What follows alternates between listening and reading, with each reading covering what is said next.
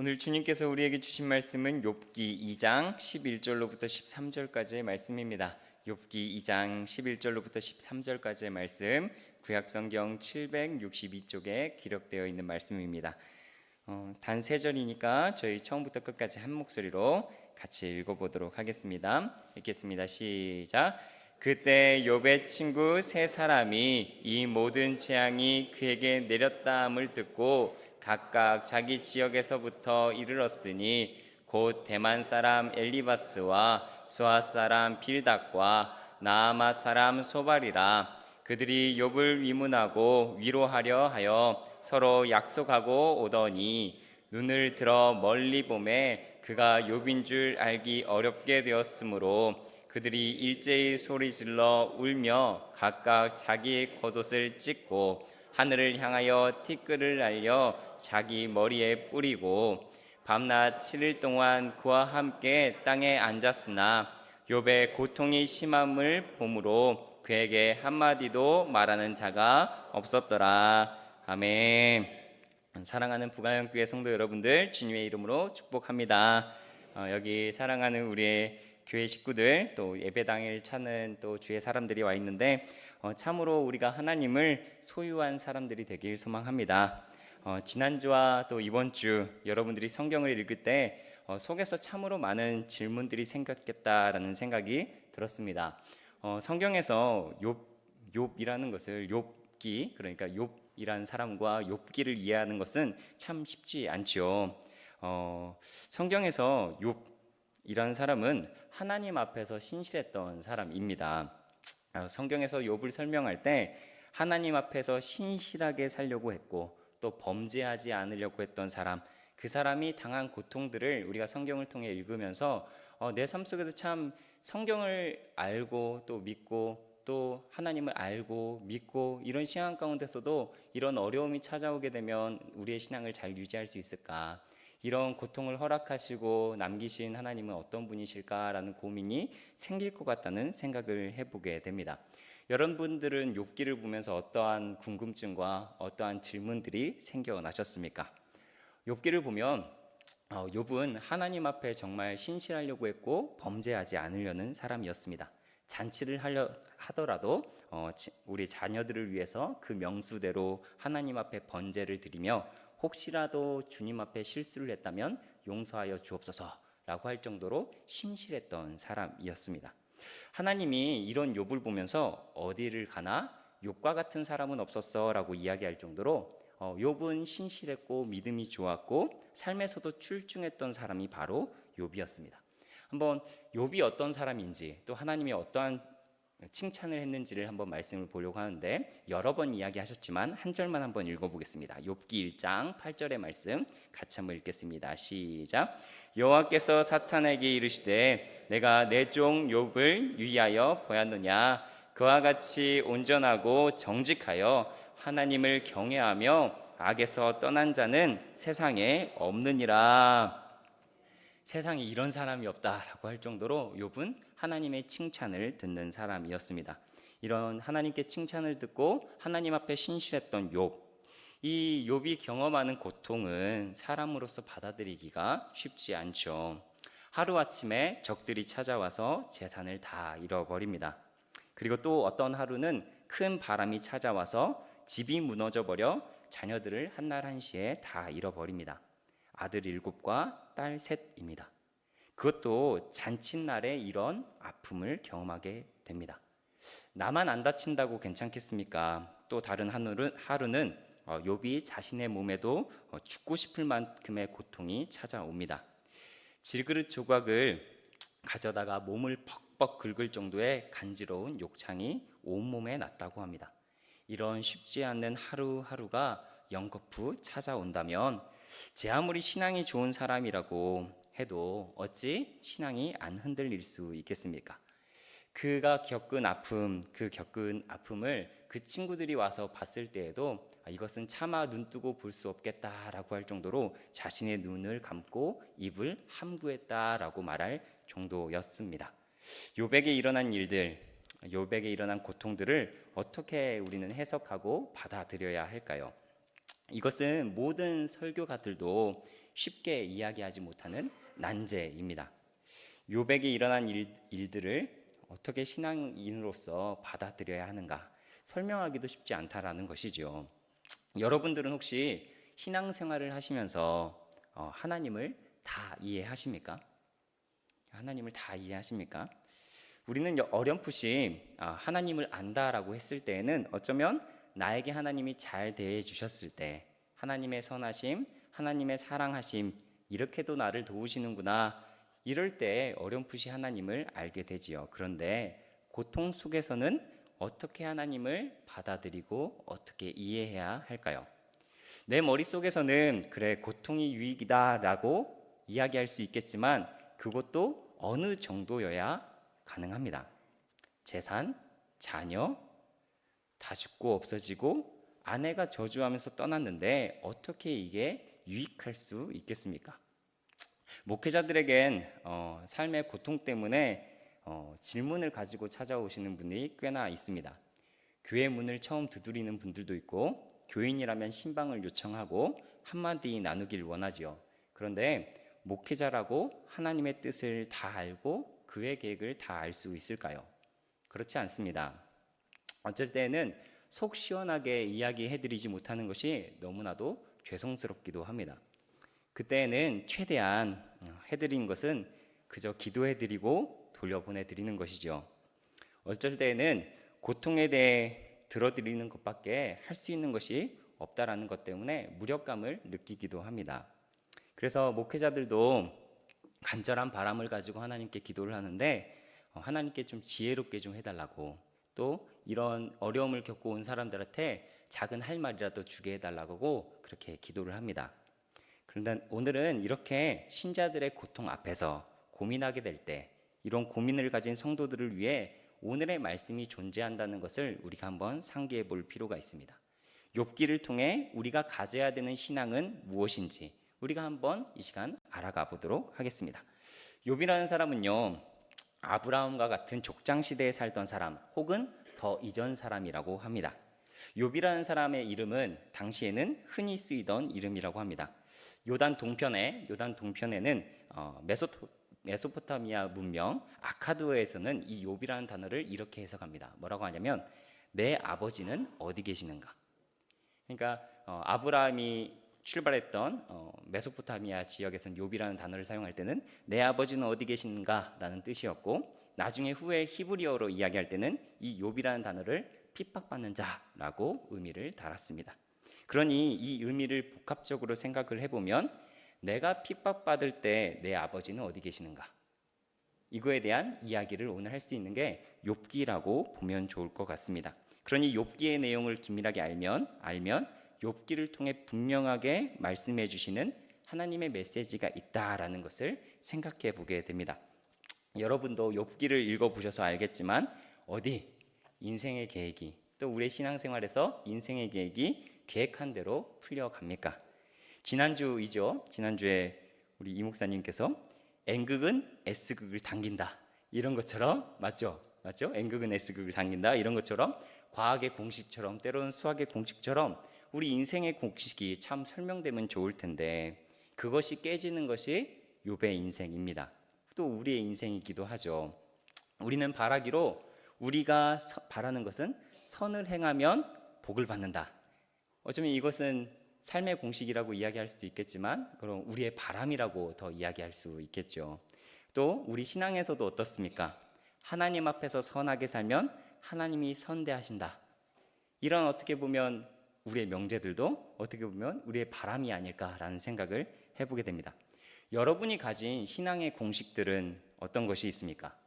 신앙에서 이것만 잘 붙들면 걱정이 없지 하는 것들이 혹시 있으십니까? 오늘 욥의 친구들은 잠시 동안 욥의 고통을 보면서 자신의 입을 막으며 함구했지만 곧 이어서 자신이 가진 신앙으로 욥을 평가하고 판단하고 이야기하기를 시작합니다. 욥을 정죄하기 시작하죠. 친구 세 사람의 이야기를 좀 들어보면 첫 번째 엘리바스라는 사람은 이렇게 이야기를 합니다. 신앙의 기준이 있어요. 죄가 있는 사람은 벌을 당하는 것이 당연한 거야. 죄가 있는 사람은 벌을 당하는 것이 당연한 거야. 욥아, 너가 죄가 있을 때니 소상히 하나님께 말했으면 좋겠어. 이렇게 이야기를 합니다. 친구 다음 사람 빌닷이라는 사람은 신앙은 인과응보이다 라고 이야기하며 너가 쌓은 악이 있기 때문에 너가 벌을 받는 거 아니겠느냐라고 이야기합니다. 나머지 친구 소발이라는 사람은 너가 하나님 앞에서 겸손하지 않았기 때문에 하나님이 치신 거다라고 이야기를 합니다. 세 친구들은 욥의 아픔을 위로하기를 그치고 그의 억울함을 들어주기를 또 그치고 내가 생각하는 하나님, 내가 생각하는 신앙의 공식은 이러하다. 하나님은 이러하다. 그러니 너가 바뀌어야 된다. 너가 죄가 없어야 된다. 너가 하나님 앞에 겸손해야 한다. 이렇게 욥을 다그칩니다. 그런데 욥이 이런 말을 듣고 있을 때마다 항상 하는 말은 같습니다. 뭐라고 이야기하냐면 아니다. 나는 하나님 앞에서 신실했다. 나 하나님 앞에서 의롭게 행했다라고 말합니다. 그리고 간절히 바라는 것이 한 가지를 이야기하는데 항상 똑같이 말하는데 내가 직접 하나님께 들을 거야 라고 이야기합니다. 내 삶의 이유, 내가 이렇게 아픔을 경험하는 것 하나님께서 알려주실 거야. 나에게 무엇이라고 이야기하실지 내가 들을 거야 라고 이야기합니다. 이러한 태도가 장장 4장에서부터 36장에 이르기까지 계속됩니다. 사람들의 신앙 공식들 이런 것을 듣는 것보다 하나님이 나에게 뭐라고 하실지를 듣고 싶어 하는 것이 바로 욥의 자세였다는 거죠. 그러나 하나님이 이러한 욥을 만나 주십니까? 아닙니다. 이게 절망스러운 거죠.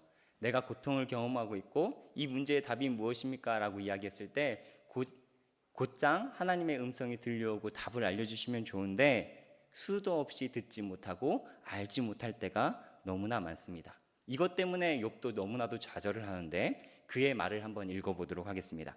두 절씩 한번 읽어볼게요.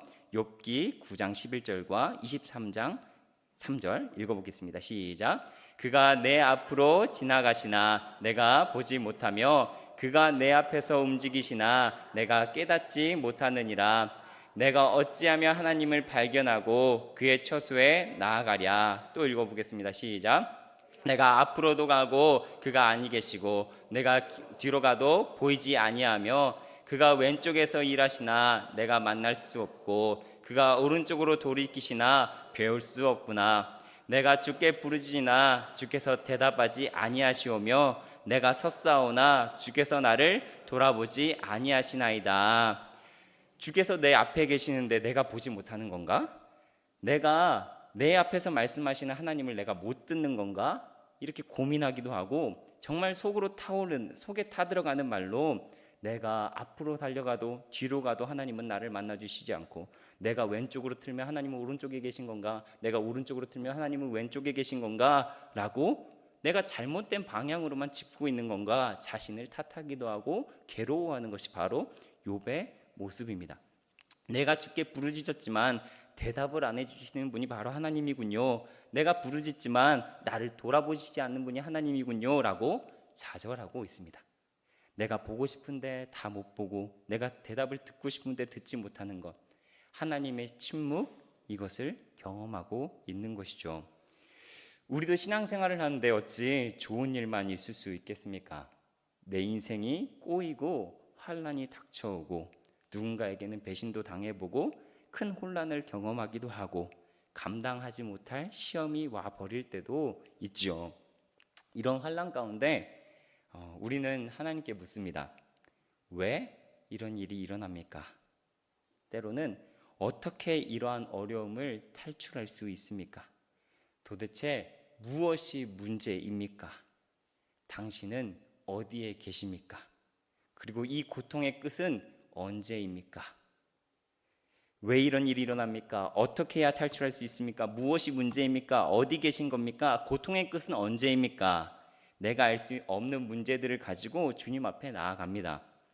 인생의 고통이 찾아올 때 우리는 이러한 5가지 질문들을 가지고 오죠. 왜요? how요? 어떻게요? 무엇을요? 어떻게요? 어디에 계십니까? 언제요? 이런 질문들을 가지고 주님 앞에 나간다는 겁니다.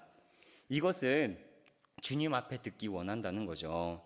오늘 욥기를 보면요, 참 다행인 것은 또 무엇이냐면요, 신앙의 고민이 왔을 때, 이런 고통이 찾아왔을 때, 고민이 들 때 이 신앙의 질문들을 끊임없이 가지고 하나님 앞에 나아간다는 것은 참 다행인 사실입니다. 저는 우리 성도님들이 이런 고민들을 가지고 하나님 앞에 나갈 수 있는 사람들이었으면 좋겠습니다. 답이 없는 상황에서도 어떤 사람은 믿음이 있다 하더라도 하나님께 묻기를 포기해버리기도 하죠. 돌아서 버립니다. 그러나 우리가 취해야 될 자세는 뭐라고 이야기하냐면, 해결되지 않는 문제를 하나님께 듣고 싶어하는 자세가 필요하다라고 이야기합니다. 저는 그래서 우리 부모님들 세대가 자녀들에게 무비판적으로 하나님을 믿어라 라고 말하는 사람들이 아니었으면 좋겠습니다.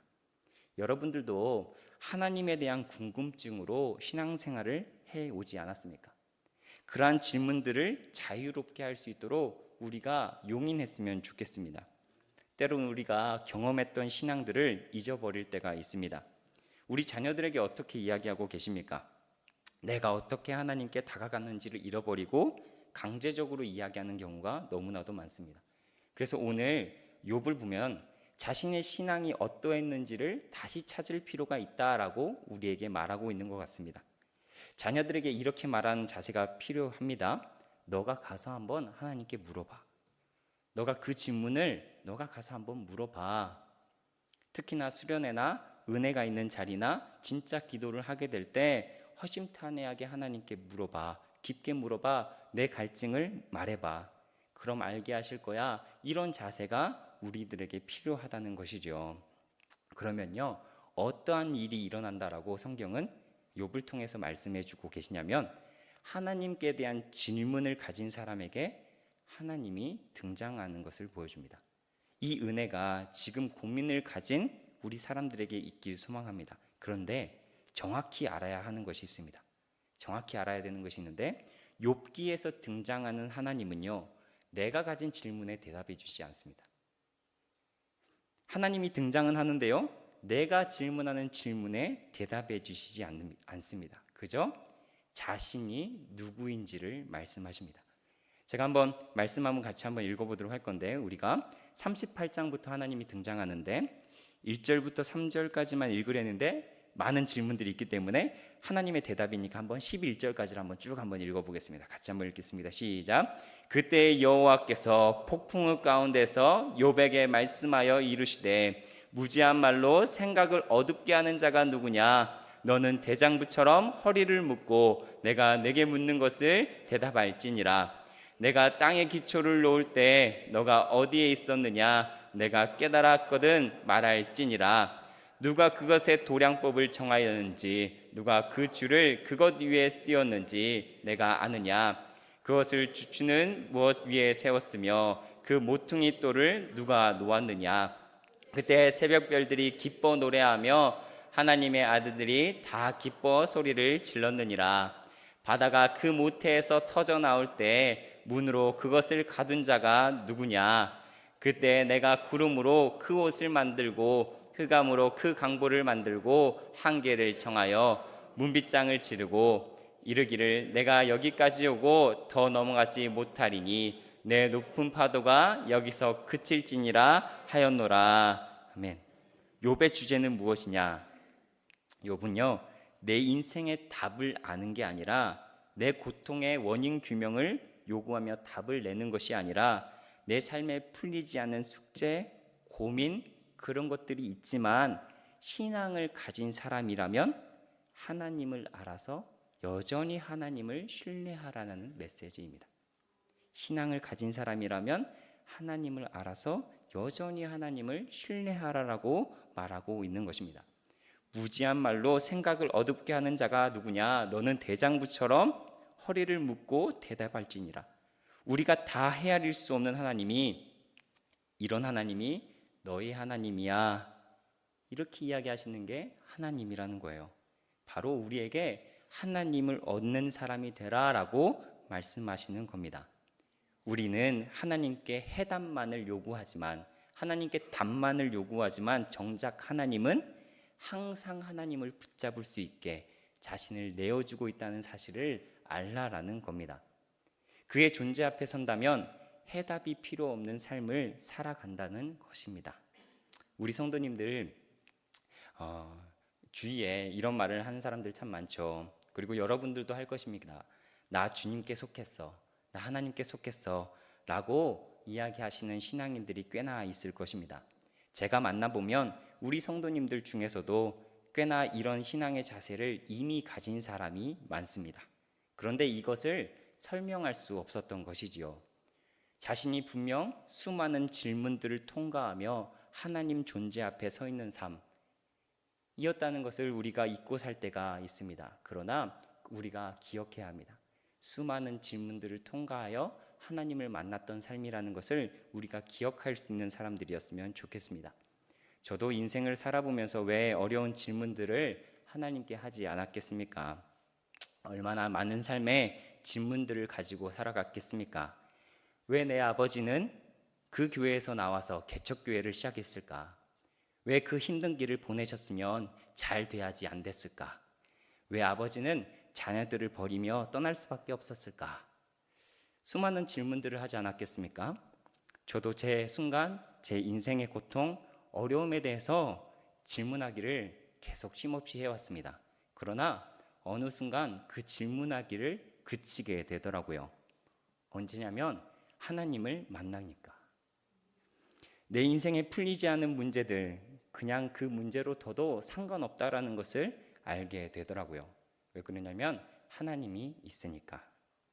그냥 내 한 발 내딛는 것이 가능하다는 것을 알게 됩니다. 오히려 내 삶의 어려운 문제들을 안긴 것들, 그럴 수밖에 없었구나라는 것을 알게 되죠. 안타까움, 연민, 위로만이 남고 내 앞을 하나님과 걸어갈 수 있게 됩니다. 이제 욥기의 말씀을 한번 정리해 보려고 합니다. 우리는 신앙이 있음에도 내 문제의 답을 반드시 해결하고자 합니다. 그런데 이해가 될 때까지 붙잡고 있으면 때론 해결되지 않는, 내 한 걸음조차 못 되는 그 신앙의 길을 걸어갈 때가 있습니다. 욥은 우리에게 하나님을 믿는 신앙은 무엇인지를 한 번 더 점검하게 합니다. 여기 중고등부 친구들이 있으니까 한번 물어보겠습니다. 한번 시험을 볼 때, 수학 문제입니다. 시험을 볼 때 중간고사예요? 아니면 기말고사? 1번부터 25번까지 문제가 있습니다. 문제를 푸는데 막히면 어떻게 합니까? 1번부터 25번까지 풀어야 되는데 문제가 막혔습니다. 그럼 어떻게 해야 됩니까? 다음 거 풀어야 되죠. 다음 거 풀어야 되죠.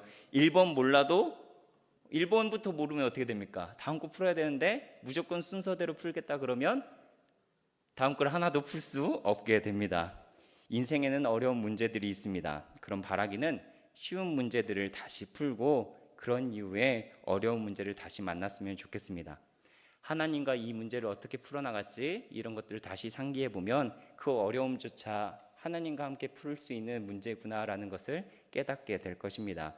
욥기의 주제는 두 가지라고 말할 수 있을 것 같습니다. 첫 번째는 공동체에게 주는 실마리인데, 하나님은 우리에게 형제 자매를 심판할 권리를 주지 않으셨습니다.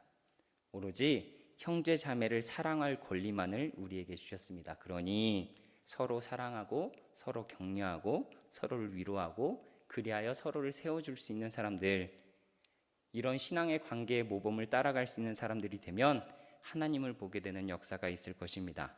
그리고 두 번째, 고난 속에서 치열하게 하나님을 알기를 열망하라는 것입니다. 고난 속에서도 치열하게 하나님 알기를 열망하는 것, 그렇다면 계시하는 하나님을 알게 되는 놀라운 삶의 자리가 될 것이라고 믿습니다. 이렇게 하나님을 알고 만나고 경험하게 되는 우리가 되길 소망합니다.